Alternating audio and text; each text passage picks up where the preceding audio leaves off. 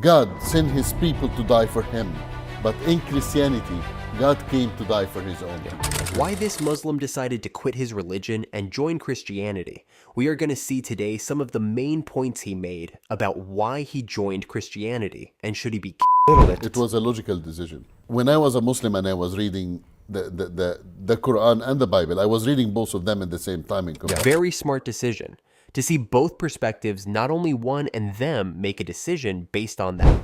You can see the love, the sacrifice in the Bible, the love, the philosophy, the doctrine of Christ, of forgiveness, hope, mercy, the true difference between Islam and Christianity. In Islam, God sent his people to die for him, but in Christianity, God came to die for his own people. Does the point he just made has any weight? Is it true? Let me know.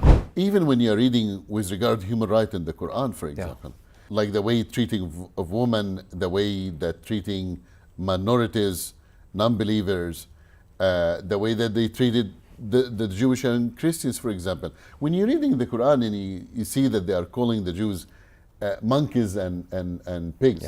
This is in the Quran. I know that the people would not understand, they would not maybe, no, come on now, that's not, it is. Now, I would tell you why this is dangerous. It's not about just... We can see the most recent evidence with the Olympics event that happened, where they mocked God openly. Just insulting the Jews. Forget about this part for a second. It's about dehumanizing them.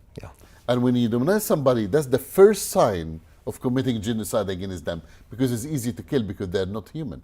They're pigs and monkeys.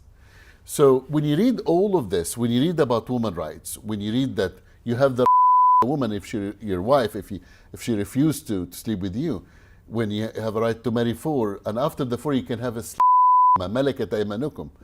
All of this will sit down as logically as a human being, and you sit down and say, there is something wrong here. I don't like that. This is not right.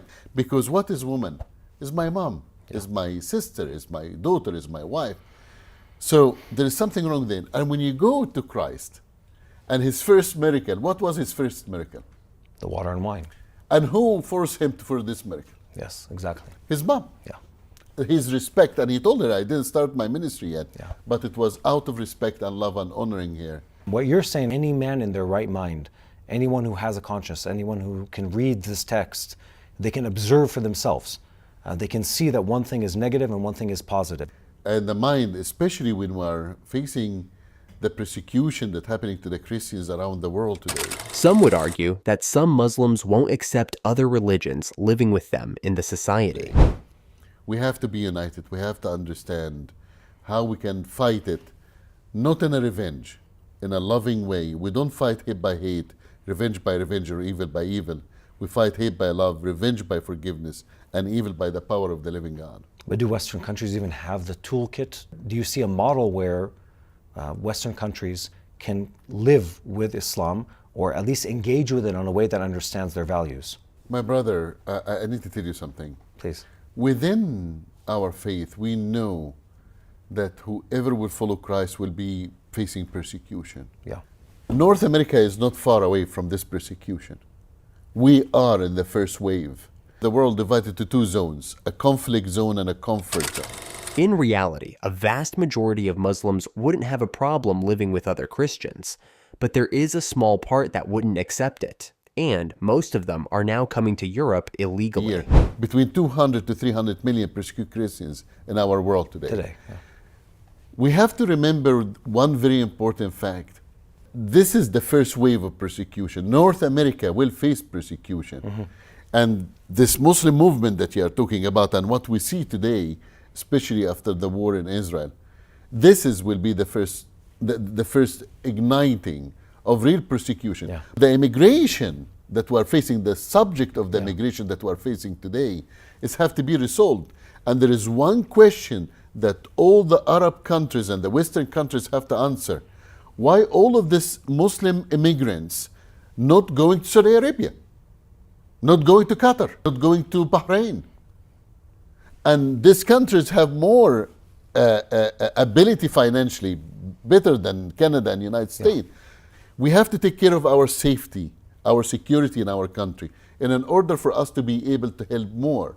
But if we open the doors of immigration to anybody that will hurt our society, will change the DNA of our society, we will end in a big wave of persecution. A lot of us start to feel that our country is being taken from us step by step, little by little, our civilization. I don't want to sound racist. I'm brown, so I can be racist. Nobody will say anything. Sorry. But the truth here is, we have a very beautiful countries, and we welcome everybody, and we love the Muslim community. I agree. I know many great Muslim. Sometimes we can debate about religion, and no one gets mad or angry. And I think that every hardworking person is welcome in any country if they arrive legally. And we would like to share with them the message of the gospel. We would like to tell them about Christ and how much Jesus loved them. The issue here is, if you ever try to cross the line, if you ever try to use the hatred, abusing women, even hurting the LGBT community, hurting the minorities, taking away from how we educate our kids in the school, enforce false education in our kids under the name of equality or human right, we will stand against you. And I need to tell you something. I've been in prison before, and I will be in prison again, just to stand against evil. Do you know how many times I was asked this question? Why God did not interfere? Why God didn't stop October 7? Why God did not stop the Holocaust? Why God didn't stop September 11? Why God did not? It's like it's God's fault. What do you say? I would also point out that there is a real presence of evil in the world, often attributed to the influence of Satan, and that there is no light without dark. God never promised us. I told her mother, God never promised us life free of trouble. Yeah. But He promised that we will prevail. He never promised us a life free of persecution, but He promised that we will win in the end.